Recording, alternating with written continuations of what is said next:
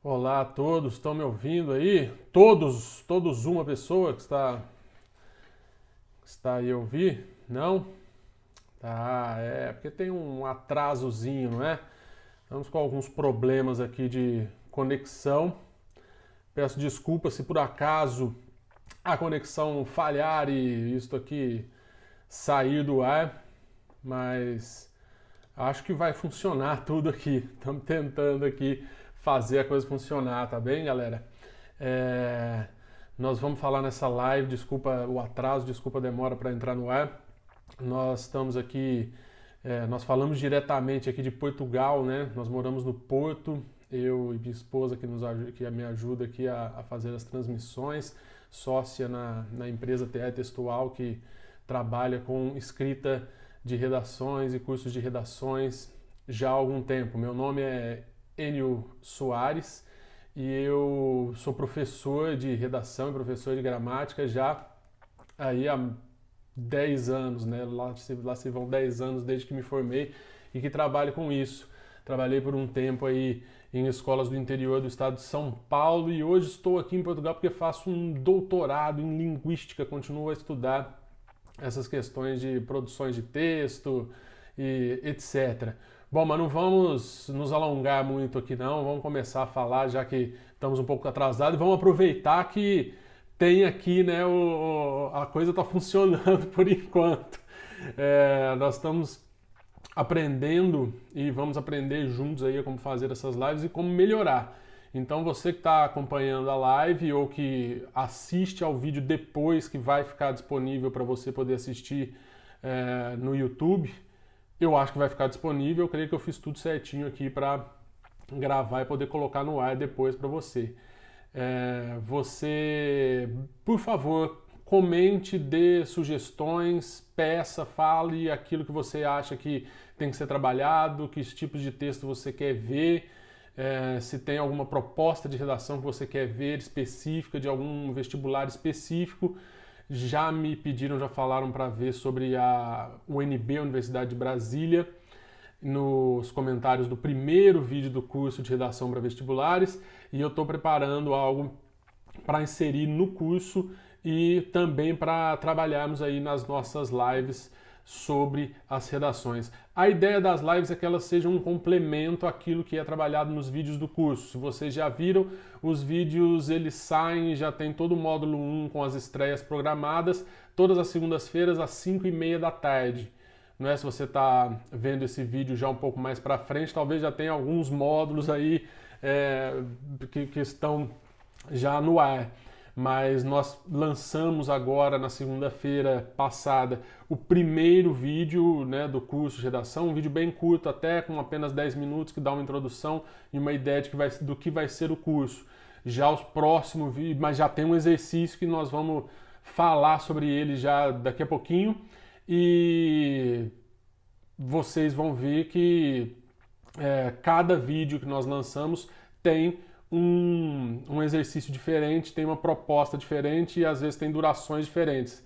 Vamos ter vídeos aí com meia hora em que nós trabalhamos bem especificamente cada passo e cada detalhe das propostas de redação de cada vestibular, como que isso é feito, o que cada vestibular espera de você, para você melhorar a sua nota em redação. Outro lembrete se você está gostando do vídeo, está gostando do canal, está gostando do curso, inscreva-se no canal para nos ajudar. E se você quiser e o quanto você puder, nós deixamos um link sempre no começo da descrição dos vídeos, em que você pode acessar e doar a quantia que você quiser, sempre que puder, para nos ajudar a manter este curso e manter isto funcionando bem, com mais lives e com mais materiais de acordo com as sugestões que vocês fizerem.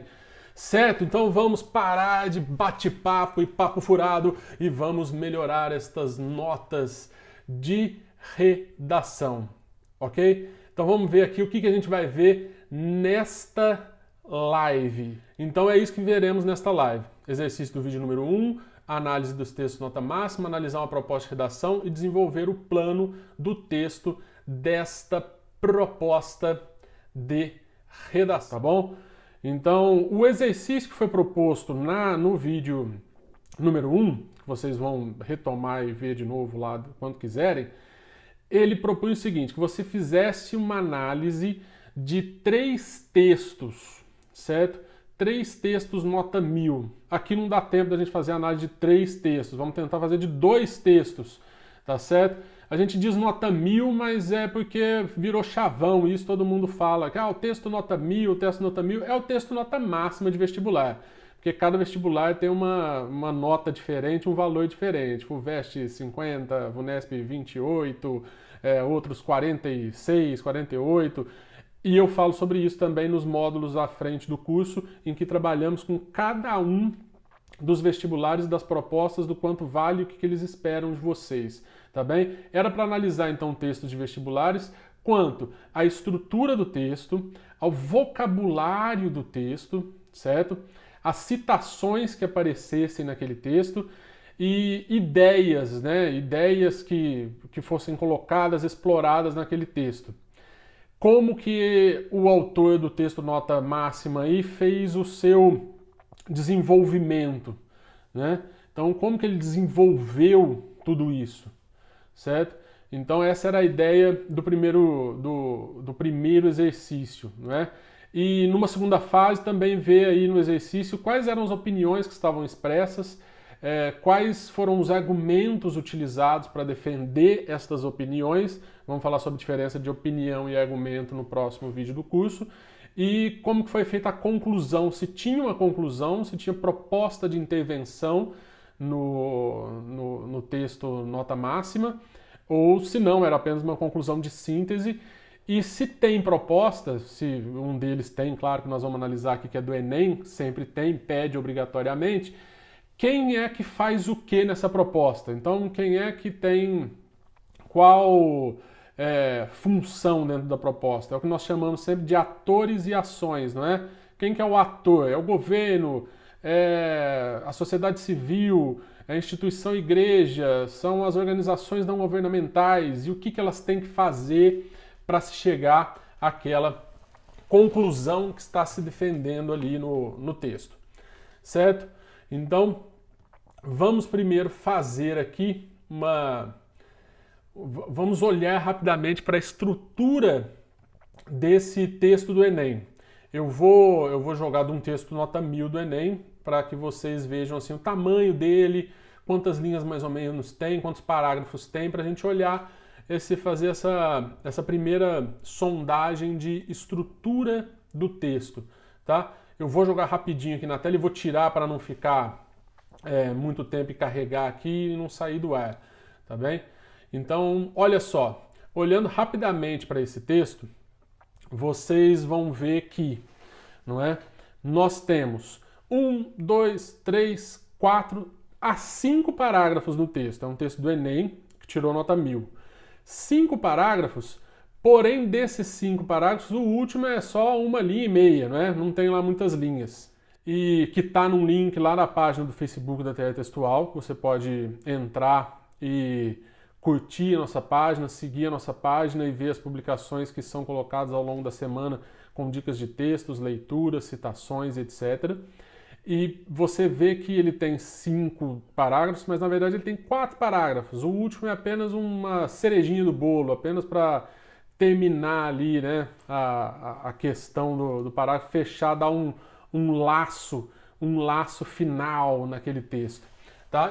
Já que eu não estou conseguindo colocar na tela para vocês, eu vou abrir aqui para mim, né, o texto, para que eu possa ler para vocês aqui o texto e depois eu coloco na descrição do vídeo, fica a promessa aí de colocar na descrição do vídeo para vocês o link para vocês baixarem o texto exato que foi lido aqui e ter essa referência quando quiserem voltar ao vídeo da live para ver alguma coisa. Essa redação é do Matheus Martins Wagenhoff Cardoso, não sei como é que se diz o nome dele aqui, é um nome difícil aqui no meio, não é? Então, este descendente, né, de europeus aqui, escreveu um texto que tirou nota 1000 no Enem e começa da seguinte forma o texto, vamos ver, né? Já vimos a estrutura dele com 5 parágrafos e tal, na verdade 4 bem distribuídos, o último tem mais linhas que os demais, porque o Enem pede uma proposta de intervenção bem detalhada. E no primeiro parágrafo ele inicia o texto da seguinte maneira: o advento da internet possibilitou um avanço das formas de comunicação e permitiu um maior acesso à informação. No entanto, a venda de dados particulares de usuários se mostra um grande problema. Apesar dos esforços para coibir essa prática, o combate à manipulação de usuários por meio de controle de dados representa um enorme desafio. Pode-se dizer, então, que a negligência por parte do governo e a forte mentalidade individualista dos empresários são os principais responsáveis pelo quadro. Tudo bem, isso é apenas o primeiro parágrafo do Mateus, né? E você que já está prestando Enem, já está ligada aí nas propostas, nas últimas propostas que foram trabalhadas, como foram trabalhadas, já deve ter relacionado com qual proposta de redação, de que ano é esta proposta de redação. Eu optei e escolhi por não ler a proposta de redação logo no início, antes de ler o texto nota máxima, pelo seguinte: eu sempre falo para os meus alunos que a ideia é que você não pode, não deve fazer referência no seu próprio texto à proposta, conforme a proposta pediu, ou respondendo a questão colocada na proposta. Isso não deve ser feito de forma alguma. Você tem que escrever o texto, imaginar o leitor, né, colocar o leitor na figura aí, num avatar de aquele que poderia estar lendo esse texto em algum jornal, em alguma revista, um texto de opinião, que é um texto dissertativo e argumentativo, que tem uma impessoalidade, mas que não sabe qual foi a proposta, quais foram os textos dados de apoio ou textos motivadores. Ele vai ler esse texto e ele tem que conseguir entender qual que é o tema do texto e qual que é o posicionamento da pessoa que o escreve logo de cara, logo no início desse texto, logo na introdução. A introdução serve para isso. E você que acompanha aí os Enems da vida, sabe que esse texto, que essa proposta é uma proposta de 2 anos atrás, em que a proposta colocada era para escrever sobre essa manipulação dos dados na internet, não é? Aquela questão de vender e utilizar-se dos dados das pessoas pessoais para os algoritmos aí criarem padrões, né, de consumo e explorarem os padrões de consumo e as preferências de acessos e etc. das pessoas. Logo no primeiro parágrafo a gente já consegue identificar isso. O advento da internet possibilitou um avanço, tarará. Aí logo na segunda, né, no segundo período do parágrafo já vem: no entanto, a venda de dados particulares de usuários se mostra um grande problema. O Enem, como nós veremos no vídeo específico de Enem e da introdução do Enem, ele sempre coloca, a proposta do Enem sempre coloca uma questão-problema. E o Mateus fala diretamente: o grande problema é a venda de dados de usuários para empresas, né? Dados particulares, vender os dados particulares é um problema. E aí ele diz que apesar de esforços para combater a prática, isso não tem sido feito da forma adequada. E fecha o parágrafo indicando 2 formas, os próximos 2 tópicos que ele vai desenvolver. Porque ele coloca aqui, né, isso se deve a, em parte, uma negligência por parte do governo, uma questão governamental, e do outro lado ele coloca uma questão social. A mentalidade individualista dos empresários é algo que é do mundo da sociedade, dos costumes, da cultura. Então tem um lado político e outro cultural, porque o Enem sempre coloca uma questão-problema de cunho social, política, cultural, que é o sócio-histórico-cultural.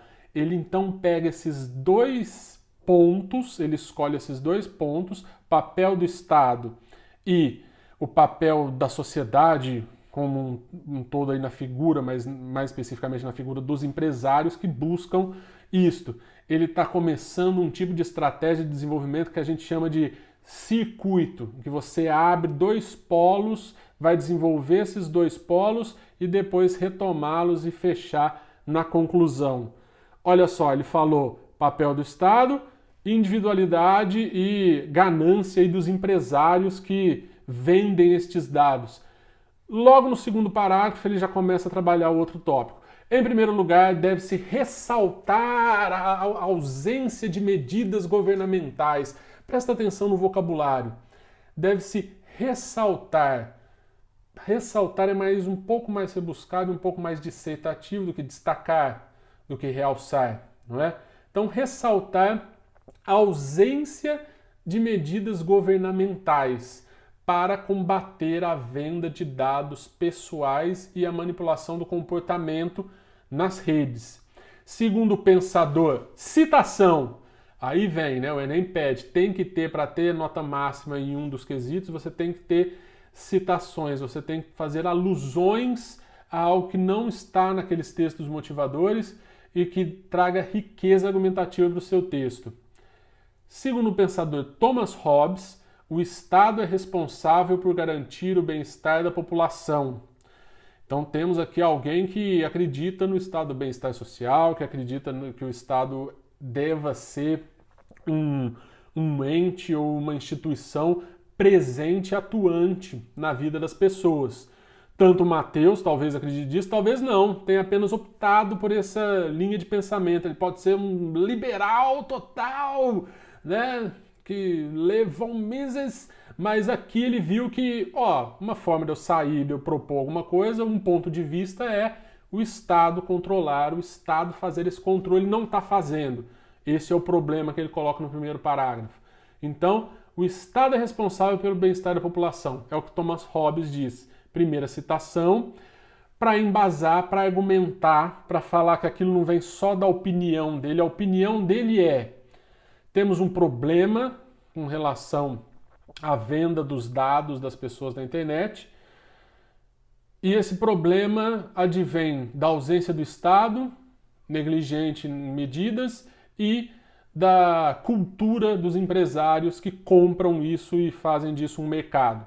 No primeiro parágrafo, então, de desenvolvimento, né, além da introdução, o segundo do texto, ele fala que busca apoio numa citação filosófica de um filósofo sociólogo, Thomas Hobbes, para dizer que o Estado é importante, o Estado é aquele que cuida do bem-estar da população, mas o entretanto, aí, riqueza na coesão, não ocorre no Brasil. Porque a falta de atuação das autoridades e grandes empresas, devido à falta de atuação das grandes autoridades, voltei aqui para o texto, grandes empresas sentem-se livres para invadir a privacidade dos usuários e vender informações pessoais para empresários que desejam direcionar suas propagandas. Dessa forma, a opinião dos consumidores é influenciada e o direito à liberdade de escolha é ameaçado. Certo? Então, olha só, ameaça a liberdade de escolha. O Estado deveria agir para que a liberdade de escolha do usuário da internet não fosse ameaçada por essa manipulação dos dados, que é o tema central, tudo gira em torno do tema. Falou da parte do Estado, que ele citou na introdução, e eu noto com você aqui uma coisa que é muito importante. Ele fala na introdução nesta ordem. Podemos dizer, então, que a negligência por parte do governo e a forte mentalidade individualista dos empresários. Cita primeiro o Estado, depois os empresários. Desenvolve primeiro o Estado, agora os empresários. Olha a conjunção que ele vai usar neste terceiro parágrafo para ligar a ideia dar uma sensação de ligação entre as ideias e desenvolvimento, né? De progressão das ideias do texto. Riqueza vocabular. Outrossim, ele poderia ter colocado, ele disse, em primeiro lugar, ele poderia ter colocado em segundo lugar, por outro lado, mas é bem mais bonitão, né? Outrossim. Mateus. A busca pelo ganho pessoal, acima de tudo, também pode ser apontado como responsável pelo problema. A busca pelo ganho pessoal acima de tudo também pode ser apontado, o ganho pessoal acima de tudo apontado. Aqui ele fez uma concordância que é um pouco estranha, não é? Pensando aí na gramática e na forma padrão que deve ser usada na dissertação. Não se sabe se é da transcrição, se é daquilo que estava escrito à mão, que pode ter parecido um O, mas era um A, não é? O mais comum aqui seria ele ter feito uma concordância com a busca, porque a busca, essa busca seria responsável, mas ele faz a concordância com o complemento. A busca, que busca? Pelo ganho pessoal acima de tudo, pode ser apontado, o ganho seria apontado, não é? Mas o que pode ser apontado aqui é essa busca que faz com que a coisa fique. Ah, então não devia ter tirado nota 1000. Tirou 1000. Ah, sabia. Desculpa. Sabia que tinha problema aí. Sabia que tinha alguma coisa. Ele falou aí do Estado interventor. Daqui a pouco só falta citar Karl Marx, deve ser comunista e foi passado na frente nesse vestibular.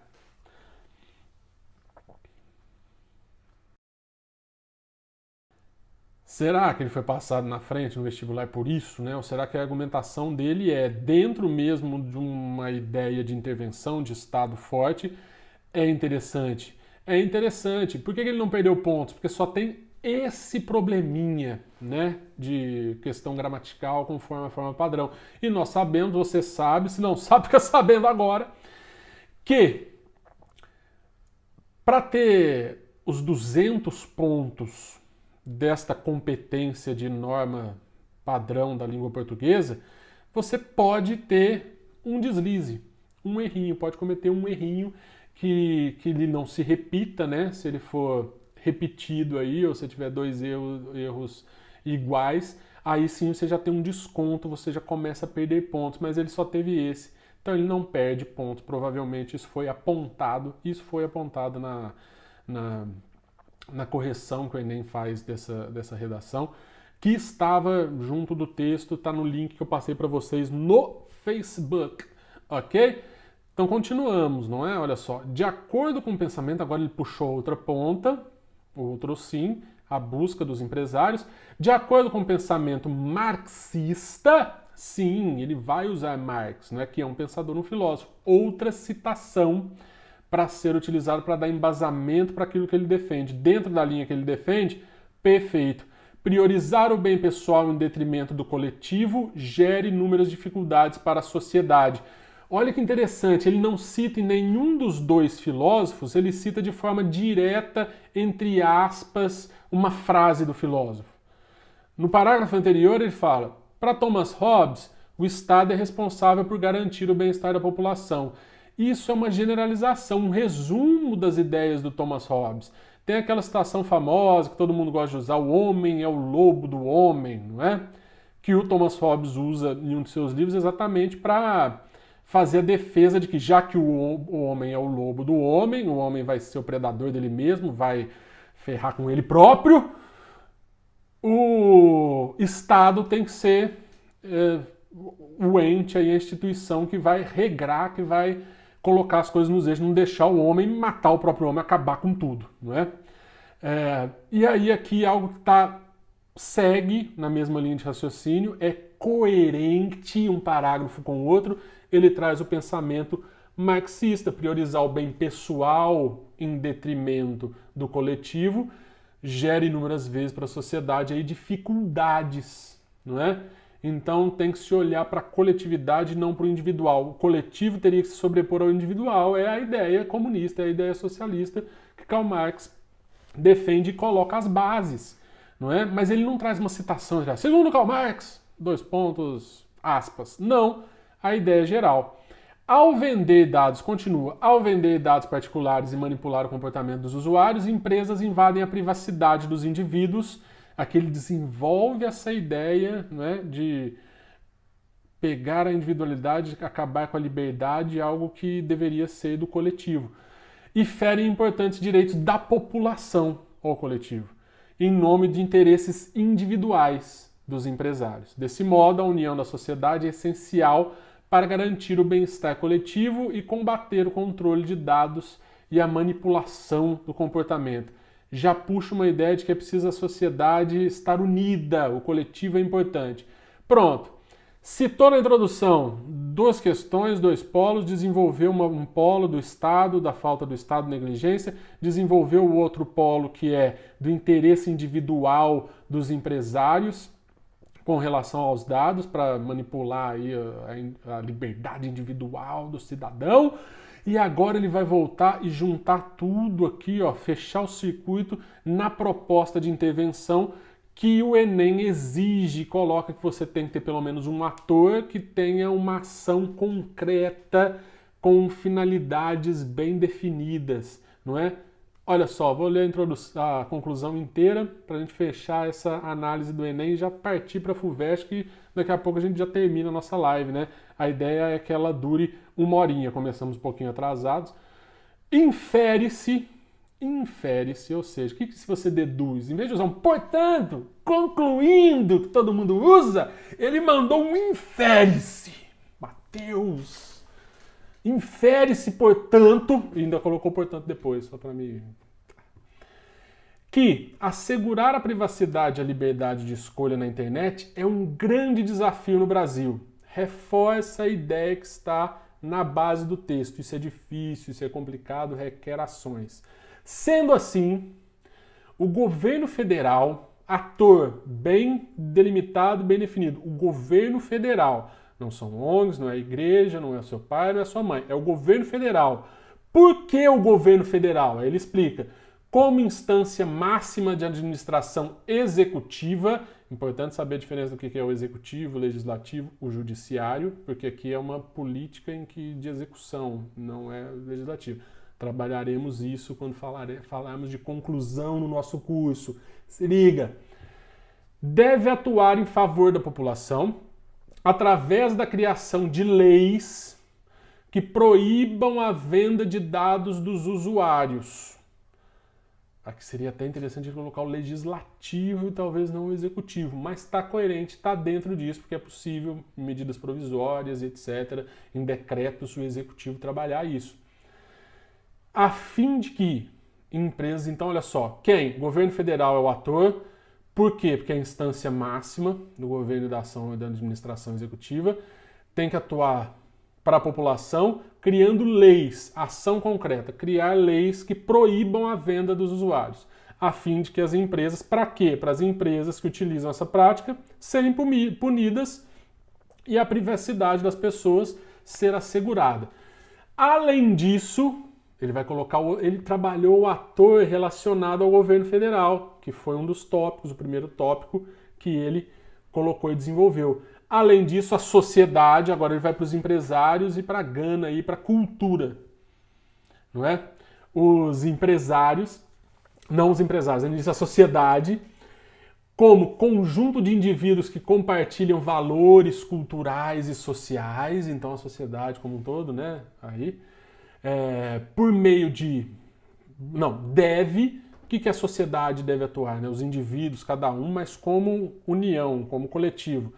Deve atuar em conjunto e combater a manipulação e o controle de informações por meio de quê? Como? Que ação? Boicotes a campanhas de mobilização para que os empresários sintam-se pressionados pela população e sejam obrigados a abandonar essa prática, mudar a cultura.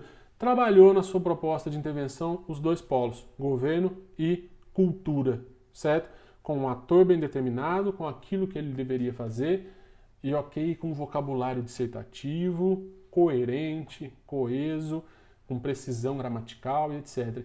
E aí ele coloca uma chave de ouro.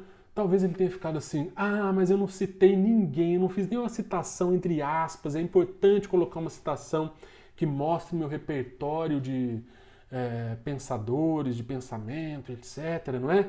Vou colocar aqui no final, então, para fechar. Sei uma boa aqui do Jean-Jacques Rousseau, vou colocar aqui nesse último parágrafo, vou criar um parágrafo aqui de uma linha para fechar, para colocar cerejinha no meu bolo, nota 1000.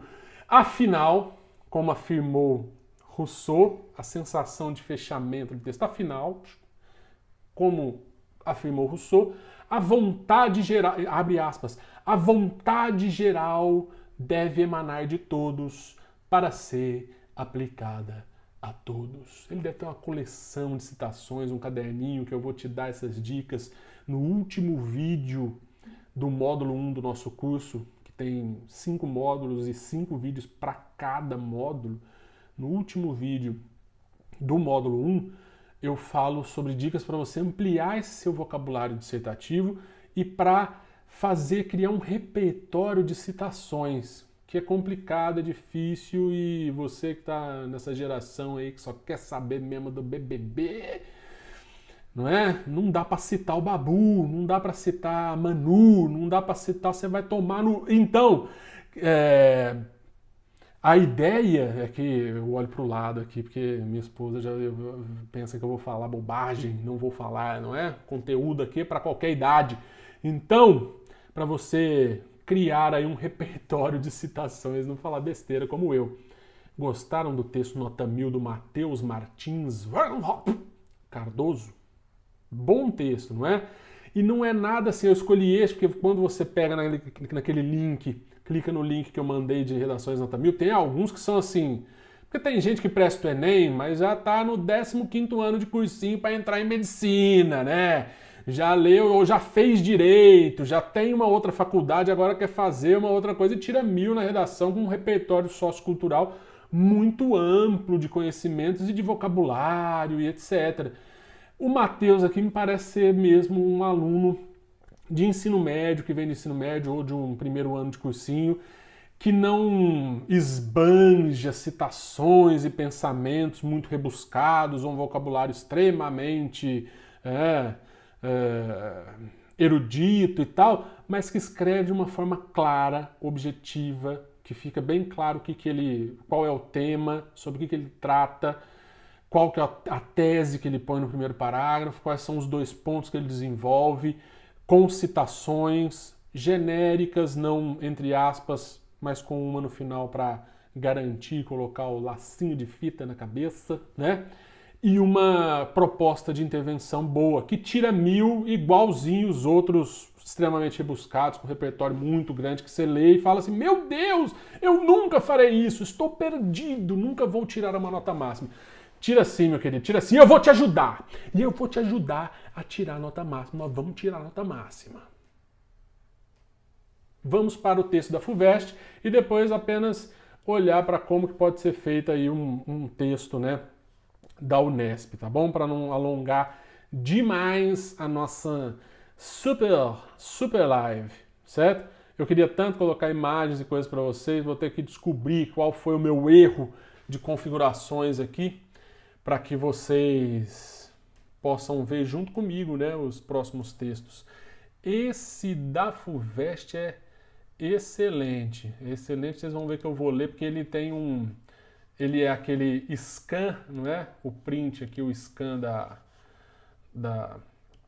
da folha de redação do sujeito, ou da sujeita, não tem o nome aqui de quem era o texto, tá bem? A FUVEST não divulgou, eu creio que não divulgue isto. Então a gente lê aqui da letrinha da pessoa, mas a letrinha é bonita. E eu vou falar sobre isso também no próximo vídeo do canal aí do curso de redação. A sua letra tem que ser bonitinha, tem que ser perfeita. Ou pode ser aquele garrancho, porque o professor tem que escolheu ser professor de redação, que se dane, que se vire para ler minha letra. A gente fica um pouco mais feliz quando é uma redação assim com uma letra legível, não é?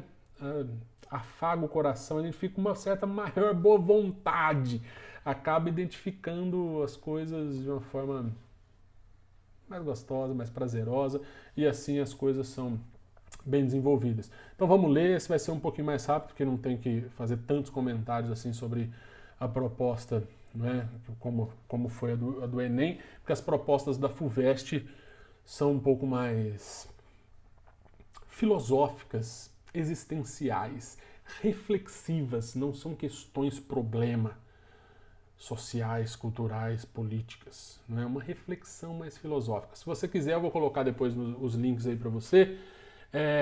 Esse é mais antigo, mas a FUVEST ela mantém um certo padrão com algumas variações que nós vamos ver no vídeo sobre a FUVEST no módulo 2, que tem um jeito FUVEST de ser que se mantém ao longo do tempo, que não tem problema nenhum eu ver um texto com vocês aqui, que é de 2010, né? Dá um golinho na minha água.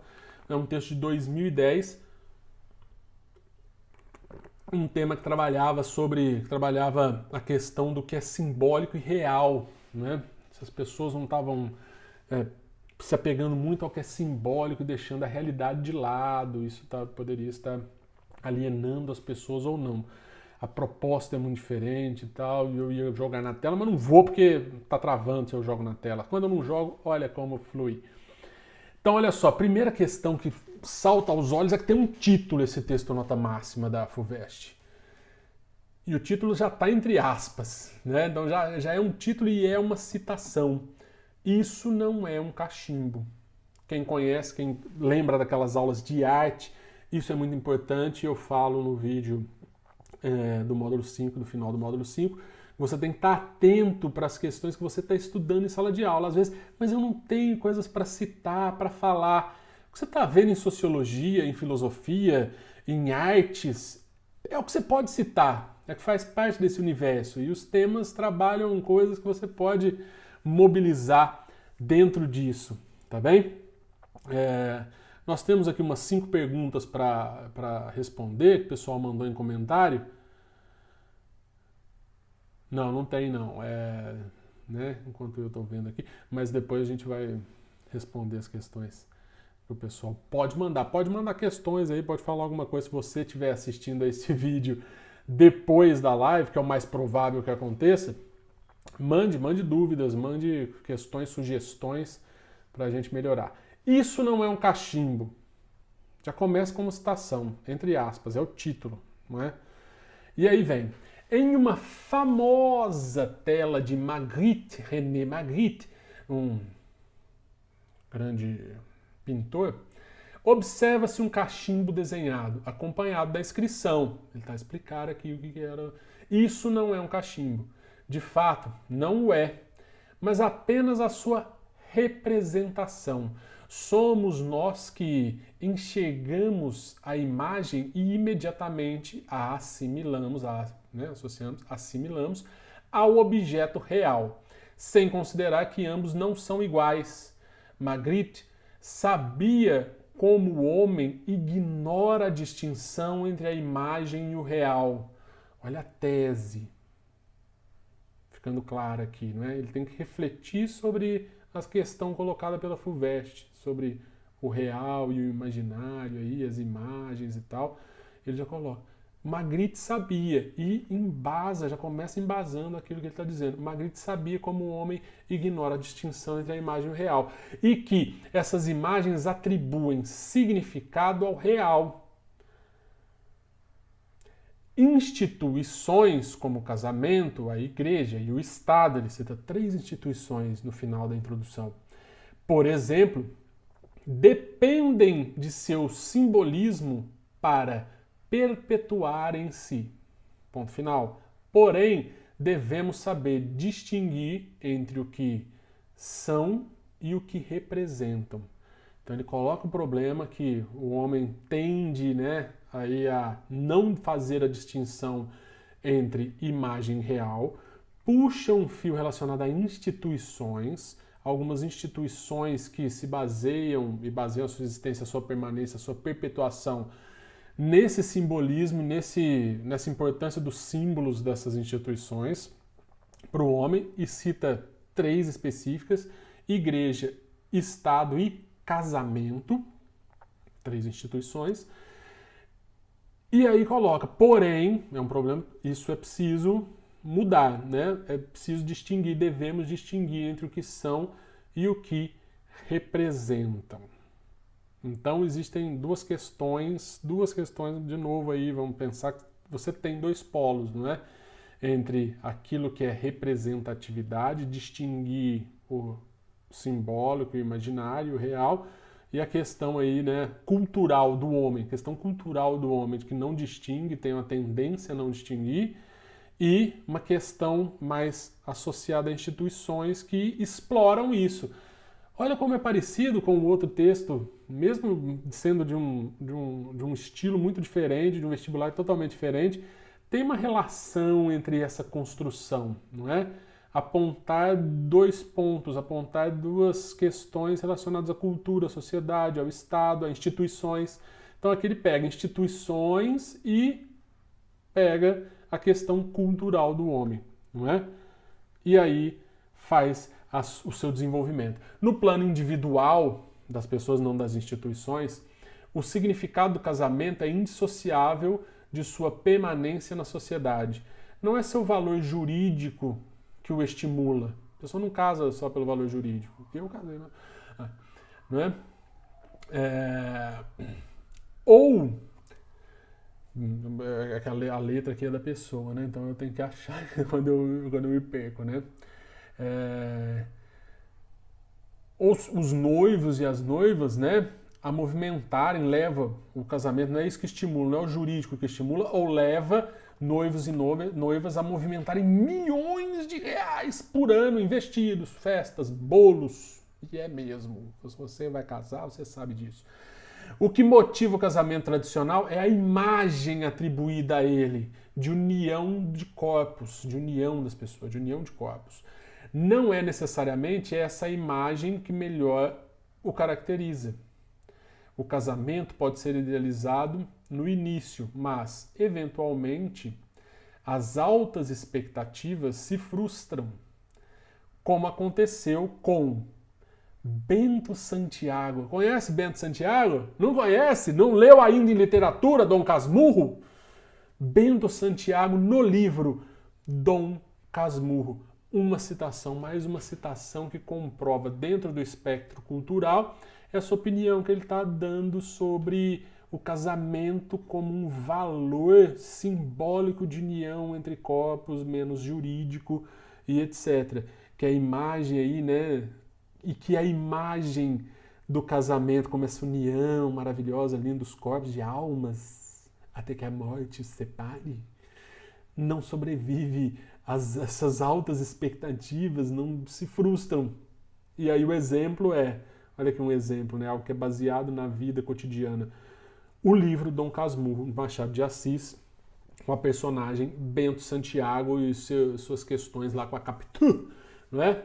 Já no plano coletivo, saiu do individual e foi para o coletivo. Então ele coloca uma questão individual, outra questão coletiva, para falar como as instituições trabalham isso.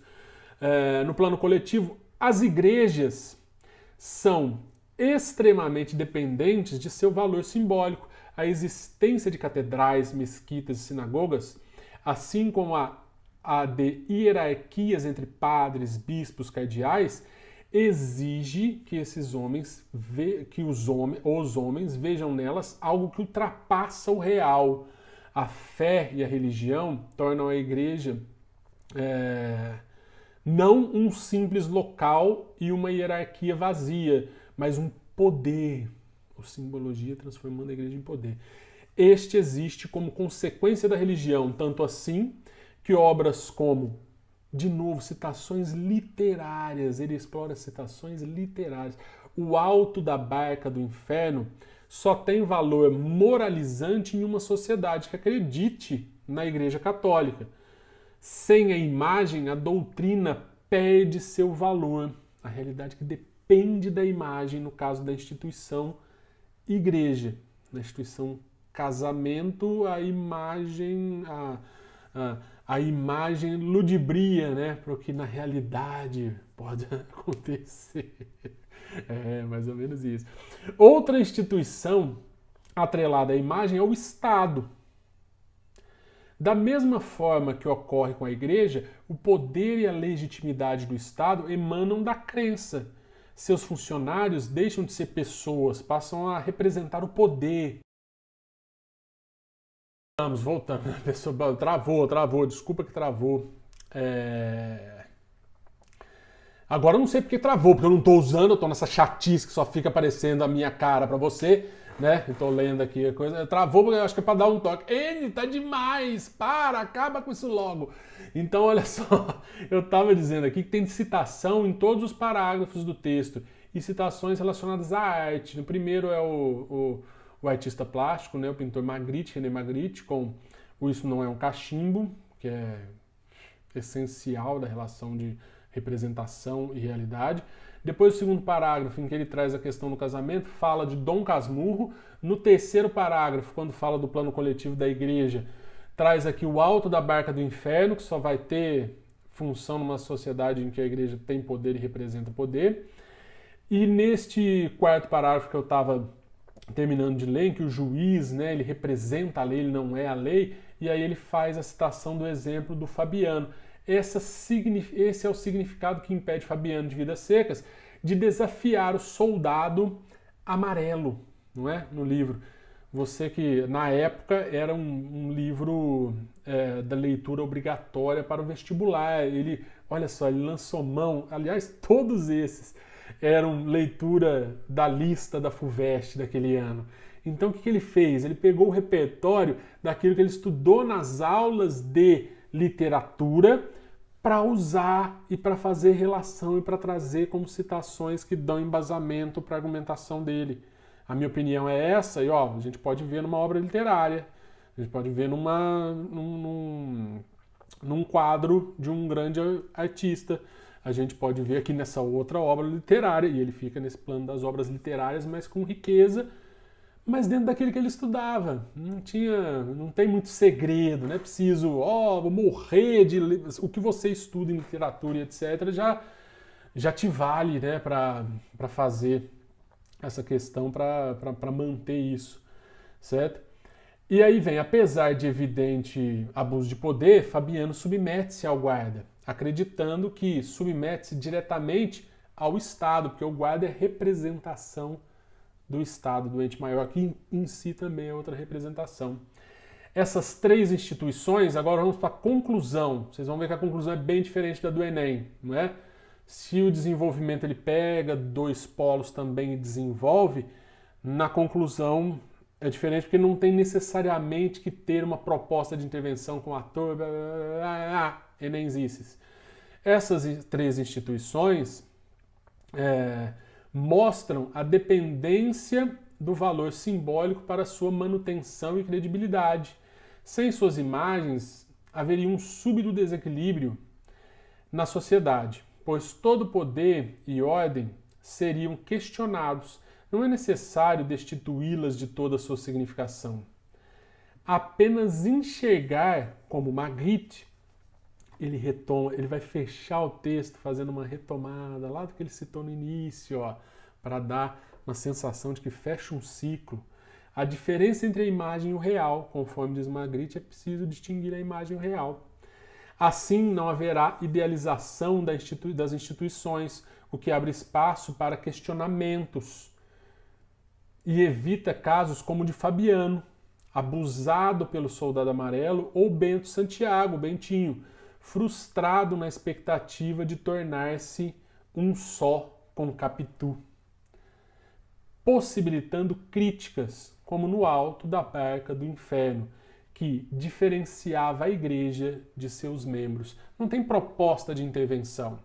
É preciso distinguir a realidade aí, né, da imagem, da representação, para que os excessos não ocorram, para que o Estado não abuse, como abusou o soldado amarelo de Fabiano, para que as pessoas não sejam ingênuas em relação ao casamento, como foi Bentinho, para que... Esqueci o outro que ele colocou aqui.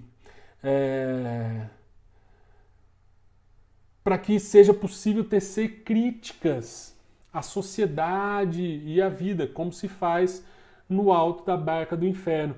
Aqui ele faz um tipo de conclusão que é uma conclusão de síntese, né, que ele amarra tudo aquilo que foi falado durante o texto. Ele falou do Magritte, citou Magritte primeiro. Aí ele falou depois do Bentinho, citou o Bentinho, e o Fabiano, citou o Fabiano e citou o alto da barca do inferno. Não foi na ordem exata que ele cita no texto, mas ele amarra, ele pega tudo e faz um fechamento. Com o vocabulário também nada de extraordinário, nada de, olha, é impossível escrever um texto desse jeito e dessa forma. Não é, é totalmente possível e eu vou te ajudar a escrever textos assim, que você tem uma estratégia. Ambos os dois, lógico que é ambos os dois, autores dos textos, ou autora, não sei se é uma autora desse segundo texto, pode ser que seja uma autora, usaram uma estratégia de texto, uma estrutura de texto baseada nesse circuito, né, em que você propõe dois polos, aponta na introdução, meu dedo tá aqui, aponta na introdução duas questões, dois polos, duas partes, um coletivo e um individual, por exemplo, né, tinha a ver com isso, o Estado e os empresários, o individual com relação às representações e o coletivo nas instituições, faz um desmembramento disso em dois parágrafos de desenvolvimento, em que desenvolve uma ideia, desenvolve outra ideia e junta tudo depois na conclusão, seja para propor uma intervenção, algo para solucionar uma questão, como é no Enem, e olha, então para essa primeira questão deveria fazer isso, para essa segunda deveria fazer aquilo. Ou seja, para apenas fazer o arremate, não é? Para reforçar e comprovar. Aquilo que eu disse no começo, que é preciso distinguir o real do imaginário, apesar dele ser necessário fazer parte do humano, tem que ser visto dessa forma, porque, como eu disse durante o texto, temos tudo isso, certo? Então, para fechar aqui, eu quero que você pense comigo na proposta que eu queria colocar na tela, mas não posso, porque senão trava tudo, né? Da Unesp, é uma proposta da Unesp do ano passado, é a proposta VUNESP 2020, que é muito interessante. Eu gosto muito das propostas da Unesp, porque elas ficam quase que num meio termo entre o que é o Enem, assim, da questão problema, muito social e etc., e o que é a reflexão que a FUVEST coloca, como essa desse texto que nós lemos agora há pouco, não é? A proposta eu vou colocar no link, vou publicar tudo isso lá no Facebook para vocês e vou tentar colocar na descrição, fazer uma edição da descrição desse streaming, dessa live, para que você veja a proposta e possa desenvolver esse texto e depois conversar, a gente poder conversar na próxima live sobre como que foi, se você desenvolveu bem ou não, não é? Esse texto. Essa redação é muito interessante. A proposta da VUNESP, nós vamos ver como são as propostas diferentes num vídeo do módulo 2 do curso de redação. E você verá que tem uma diferença entre os vestibulares de... primeiro eles dão o comando da proposta, escreva um texto sobre esse tema, boiado nos textos abaixo, vem os textos, ou não, ele te dá os textos e depois ele fala o que você tem que fazer. Isso tem influência na forma como você acaba por desenvolver o texto. A VUNESP faz esse caminho de primeiro te dar os textos, depois colocar qual que é a proposta que deve ser desenvolvida, tá?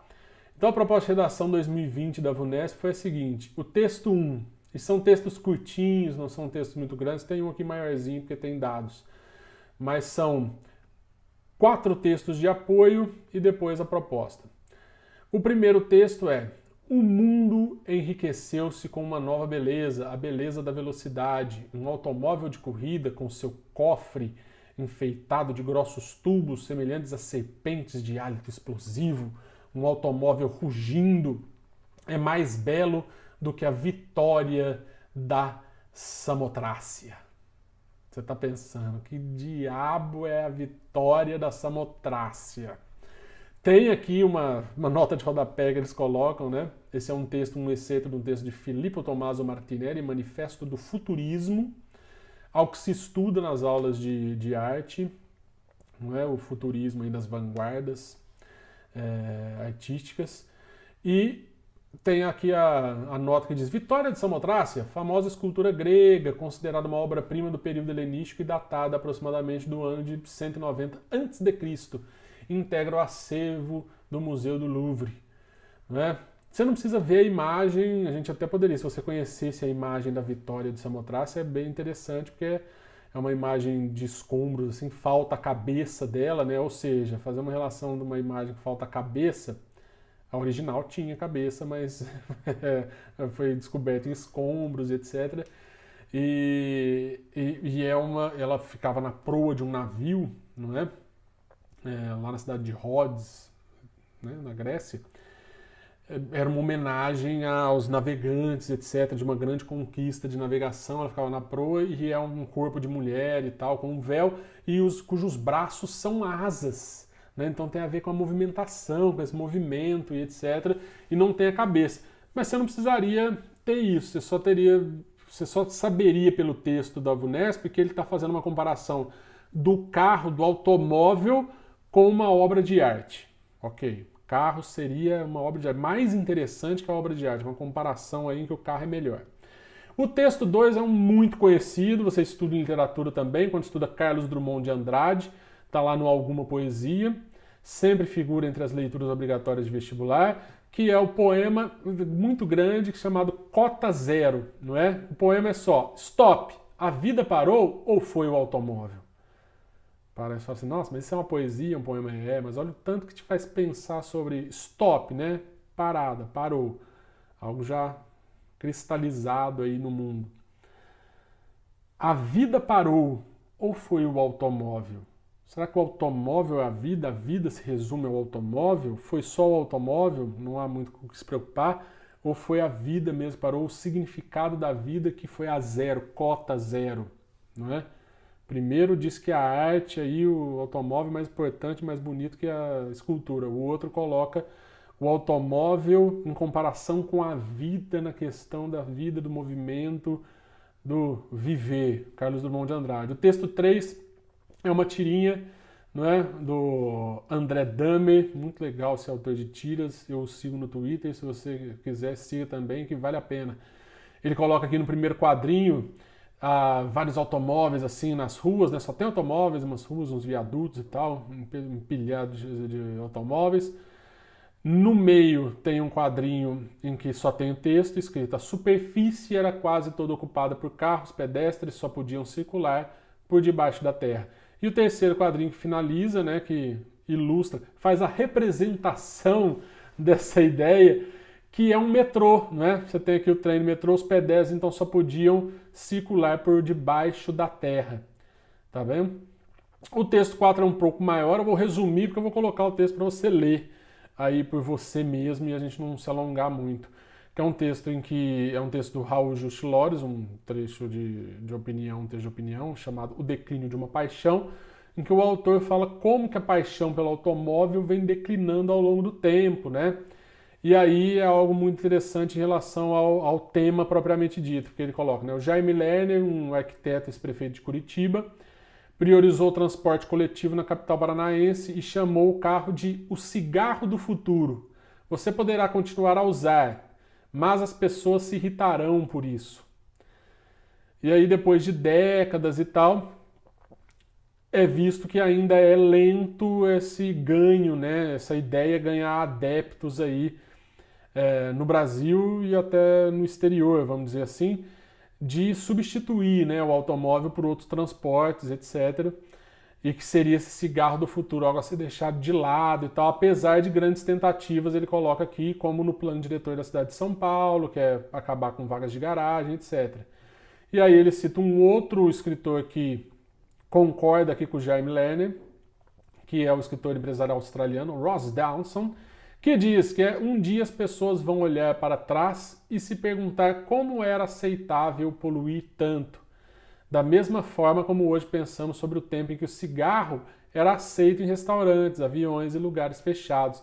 Aquela coisa, o cigarro do futuro, né? Ou seja, vai parecer absurdo aquilo. Você vai até poder fazer, mas as pessoas vão achar meio absurdo, meio, como assim, né? É óbvio que você faz mal demais, você não poderia fazer isso e usar isso. E aí vem um último parágrafo que traz dados interessantes, dados concretos que podem ser explorados. Que nos Estados Unidos o carro perde espaço não só como locomoção, mas como objeto de desejo e expressão do modo de vida. O que o carro representa? Ó, você pode usar a ideia do texto que a gente leu. a representação do carro para a sociedade. Será que isso ainda é muito forte ou não? Demografia e economia, além de questão ambiental, fazem com que menos jovens tirem carteira de motorista. E aí ele cita os dados: 20% dos jovens americanos entre 20 e 24 anos não têm habilitação e o mesmo vale para 40% dos americanos de 18 anos. Lembrando que nos Estados Unidos você pode tirar a sua carta de habilitação de condução com 16 anos. Então, cada vez os mais jovens têm menos interesse, querem menos isso. Em ambos os casos, o número que atingem dobrou, né? O número de jovens que não dirigem, dobrou, porque você pode dizer assim, mas ele não falou qual que é o número absoluto, se não foi sempre assim, né? Porque não tem carro e tal. Não, de 83 a 2013, então você tem aí 30 anos, o número dos jovens que não dirigem dobrou. Os jovens dirigiam mais do que agora, segundo a Universidade de Michigan. E aí ele coloca o tema. O tema é uma pergunta: o carro será o novo cigarro? O carro será o novo cigarro? E eu te proponho fazer o seguinte desenvolvimento, conforme os textos que nós vimos. Puxa 2 pontos relacionados ao carro ser o novo cigarro. Carro ser o novo cigarro, você pode pegar a representação social do carro, não é? Aquilo que ele representa como bem material, como potência, como poder, etc. Ou seja, uma questão cultural. E para um outro lado, para um outro parágrafo, você pode falar sobre o carro e as medidas governamentais, por exemplo, não é?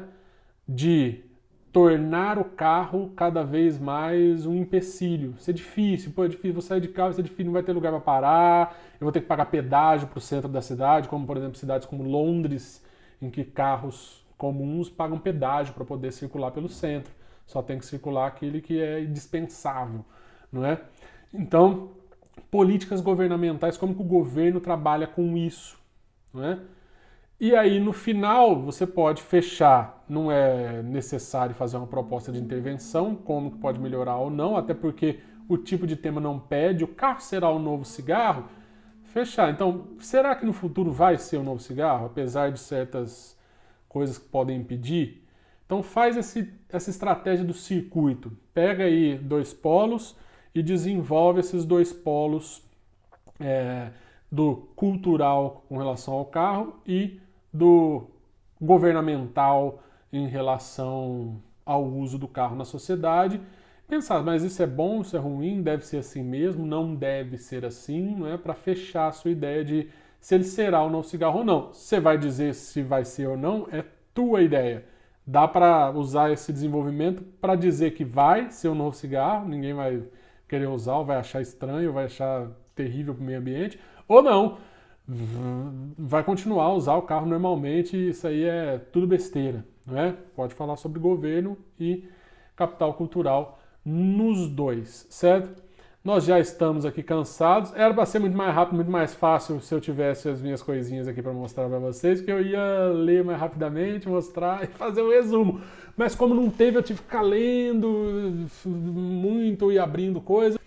Vou consertar isso para a próxima live, que vai ser semana que vem, no mesmo bate-dia, bate-horário, bate-local, que você que é jovem nem sabe o que é isso, né?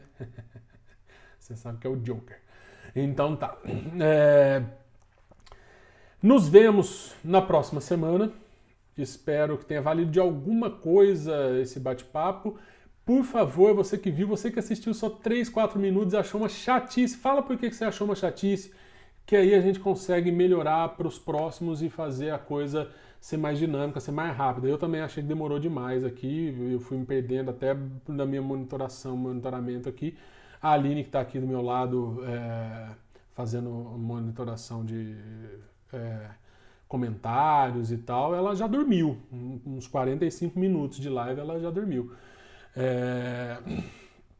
Mas é isso. Se você gostou ou não gostou, chegou agora, perdeu todo esse calvário que foi o começo, e pode já se inscrever no canal, pode curtir aí o vídeo, pode inscrever-se e ligar o sininho, e pode clicar nesse link maravilhoso, que é o link que eu mais gosto, que está escrito doe o quanto quiser, e doar algum valor para nos ajudar, para a gente poder comprar memória RAM para o computador e ele não travar quando faz aqui as animações para jogar na tela, que vai ficar bem mais interessante com as animações. Eu perdi um tempo do caramba que não usei nada, tá bom? Gente, muito obrigado. Até semana que vem. Segunda-feira, 5h30 da tarde, entra o segundo vídeo no ar. Assista, faça o exercício, comente, fale, coloque lá suas dúvidas. Eu tô louco para responder e falar coisas e ninguém fala. Mas tudo bem. Nos vemos na semana que vem, tá bem? Muito obrigado.